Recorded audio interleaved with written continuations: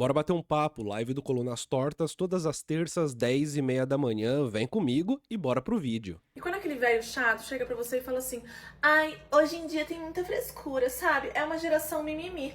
Na minha época não era assim. Eu apanhava horrores e agradeço aos meus pais por terem me surrado, porque isso me tornou uma pessoa boa. Isso é difícil, né?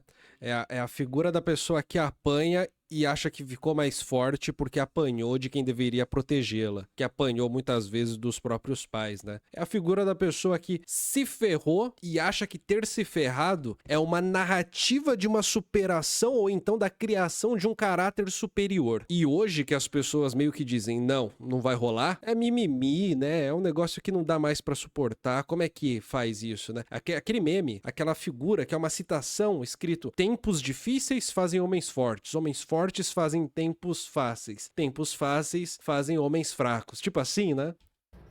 E quem disse que você é uma pessoa boa? Você é um ser humano insuportável, uma pessoa horrível, que projeta todos os seus traumas de infância que você jura que não existem nas outras pessoas que estão à sua volta. É o tipo de pessoa que, como ela não faz terapia, todo mundo que tá em volta dela tem que fazer terapia pra aguentá-la. Ela gera um custo financeiro pra quem tá no entorno, que é ter que fazer terapia por conta disso. Ai, porque eu apanhei na infância e hoje em dia eu estou ótimo.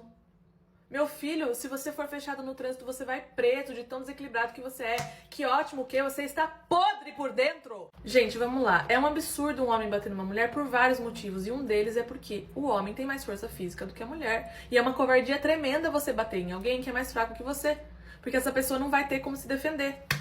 Então, por que vocês acham normal bater numa criança que é muito mais fraca que um adulto e não vai ter como se defender? Porque criança não é gente, né? Nos olhos do senso comum, criança não é gente. Criança é criança. É uma semi-pessoa. É alguém que tá num processo de disciplinamento pra entrar no processo civilizatório. A criança ainda não é gente. Ela está passando por um momento de se transformar em gente. No discurso sobre o que é infância, tudo mais, a criança não é uma pessoa de certa forma ainda. Porque pessoa é o animal humano que passou pelo processo cultural, civilizatório e se transformou em sujeito. Sujeito pessoa. A criança, ela ainda tá mostrando se ela vai ser sujeito ou se ela continuará sendo indivíduo. Ela tá mostrando, eu vou deixar de ser animal para ser pessoa? Em qual momento isso vai acontecer? Geralmente, a surra aplicada pela mãe, pelo pai, em cima de uma arte que a criança vai lá e faz, é dito como educação, né? Eu tô educando meu filho, minha filha, né? Porque é o momento em que você corta uma atitude selvagem, uma atitude animalesca, e você obriga na repressão a criança a ser civilizada, entrar no processo civilizatório. É por isso que é educar. É por isso que esse disciplinamento é educação. A palavra utilizada é educação. Dessa forma, a surra tem um papel central na produção da pessoa, ou seja, na transformação da criança em gente. Da criança que está muito mais próxima de um estado animal em uma pessoa que está muito mais próxima, ou melhor, está completamente inserida num processo civilizatório. A sociedade tem muita dificuldade de entender que criança também é ser humano. Ser humano como qualquer outro, possui direitos e esses direitos precisam ser respeitados.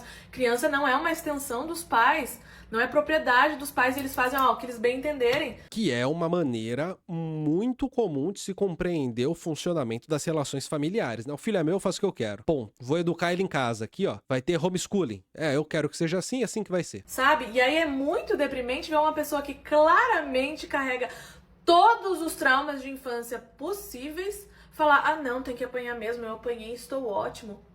Não é porque você tá de pé aí, não é porque você sobreviveu à sua infância violenta que você tá bem e você tá ótimo. Você só sobreviveu mesmo, tá? Porque Exato, né? Exato. E geralmente, a coisa mais comum do mundo é que nós, pessoas, tal, a gente cria estratégias para justamente conseguir lidar com o desconforto, para lidar com esse desconforto do cotidiano. Muitas vezes é o desconforto de você ter que trabalhar do lado de um cara que não cala a boca. Você vai e bota um fone de ouvido. O desconforto de você ter que trabalhar com alguém que fede muito. Você vai e senta do outro lado da mesa, por exemplo. O desconforto de você ter que lidar com pais que são muito tóxicos. básicos. Você aprende a calar a boca, a não se colocar tanto, você aprende a ficar mais na sua, aprende a não se apresentar tanto como alguém que está presente de fato, aprende a ser mais cuidadoso, né? Tem o lance de escutar o passo e saber quem é que tá andando, tipo isso. Tem o lance de quando tá sozinho em casa, tá de boa na sala, aproveitando a casa, mas quando abre o portão, você escuta o barulho da chave, você já consegue ter uma estratégia para desligar a TV, desligar a luz, correr pro quarto, já tudo rapidamente, sem precisar nem se estressar. Você já tem esse escape automatizado. O adulto que defende em bater em criança tem muito aquela lógica do cidadão de bem, né? De, ai, tem que bater porque senão vira um marginal.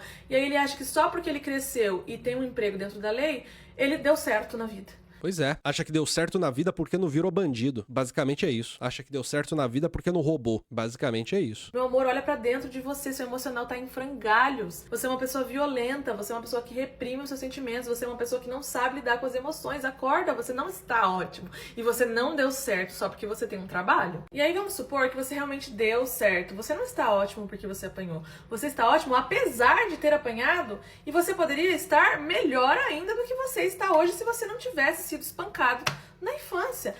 Não tem uma ligação direta entre uma coisa e outra. E aí vocês me vêm com esse papo de, ai, porque eu apanhei na infância e hoje em dia eu estou muito bem. Meu senhor, se o seu time perde hoje, você quebra a TV e a sala inteira. Onde que isso vai estar ótimo? Padinha diz, o filho é meu, a mulher é minha, o cachorro é meu, o cavalo é meu. Tem que apanhar pra criar casca, diz o Thiago. Exatamente, esse é o papo, né? A galera que fala isso é insuportável, é terrível. Assim, é insuportável demais. E a Nadine fala, as crianças precisam de limite, não de apanhar e ficar amedrontada. A criança precisa confiar nos pais e respeitá-los. E isso só acontece quando os pais explicam por que não se pode fazer determinadas coisas, bota lá o limite, né? Mas eu acho assim, tem uma coisa nisso que envolve muito não reconhecimento da humanidade da criança. E o entendimento de que este bicho é meu, como disse a empadinha. Este bicho é meu. Se eu sou responsável por esse bicho, se eu tenho que tomar conta desse bicho, se eu vou ser julgado pela vizinhança, caso eu tenha uma péssima relação, caso eu seja negligente com esse bicho, então esse bicho tem que me servir. Eu não vou servir a ele. Ele tem que me servir. E aí, quando a pessoa que foi tratada assim na infância, ela cresce, ela acha que isso é normal, isso é uma derrota da humanidade, né? A humanidade morre um pouco. A humanidade morre um pouco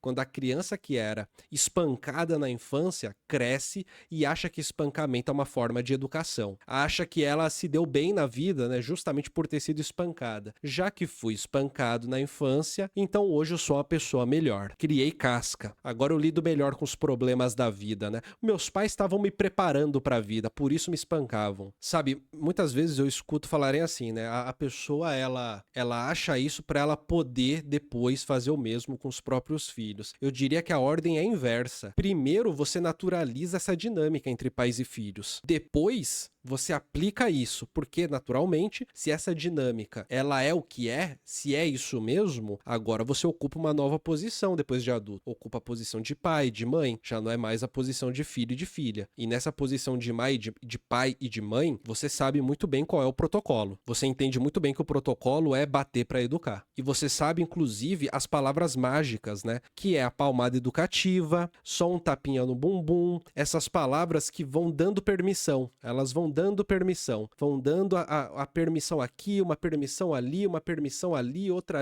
ali, que cria, por sua vez, um ambiente de permissividade dentro da família que faz com que as crianças sejam, de fato, bicho. Sabe aquela pessoa chata que ela pega o gato ou o cachorro e ela enche o saco do gato e do cachorro, que muitas vezes só quer ficar de boa na dele, na dela, tal? O cachorro tá ali de boa, tal. Daí a pessoa, ela chega no cachorro e enche o saco. Ela tira a paz do próprio cachorro. Ela não consegue ver o cachorro de boa, curtindo a própria vida. Ela precisa se divertir perante o cachorro. Se divertir às custas do cachorro. O mesmo vai fazer com os filhos, né? Só que no caso não é uma diversão, é um exercício da autoridade. Precisa ser gente perante ali o filho, a filha. Precisa ser autoridade às custas do filho e da filha. Finalmente ser autoridade para alguém em algum lugar. Tudo bem? Esse vídeo é um corte das lives do Colunas Tortas. Live do Colunas Tortas toda terça-feira às 10h30 da manhã e ao longo da semana, às vezes à noite, mas principalmente no período da manhã. Só que toda terça é com certeza 10h30 da manhã, tá bom?